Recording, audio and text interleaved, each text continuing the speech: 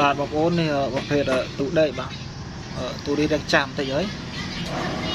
បាត់សភ្លេចលិចកូដឥឡូវបងប្រុសបានឲ្យខាងបងជួយធ្វើអោយហើយនឹងជួយចូលទូឡើងវិញឲ្យថ្មីឡើងវិញបាទចាំវីដេអូក្រោយខាងបងធ្វើរួចនឹងឲ្យមើលម្ដងទៀតបាទសួស្ដីបងប្អូនទាំងគ្នាបាទហើយនេះប្រភេទទូដេកបាទវីដេអូមុនបងប្អូនបានថតឲ្យមើលអាចាស់តែបងប្អូនអត់ទាន់បានធ្វើឥឡូវបងប្អូនបានធ្វើរួចហើយបាញ់ឆ្នាំធ្វើគុណសថ្មីហើយនឹងធ្វើលេខកូដថ្មីបាទឥឡូវឆ្នាំនេះថ្មីសឹងតែ90%បងប្អូនឥឡូវយើងសាក់មើលធ្វើទេបងប្អូន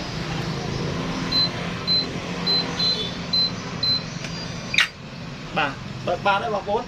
បាទសម្រាប់បងប្អូនណាដែលមានបញ្ហាទូដេកបាទនៅក្នុងខេត្តសៀមរាបអូនគិតព្រីថ្លៃសេវាទេបងប្អូនហើយបើដល់ឆ្ងាយ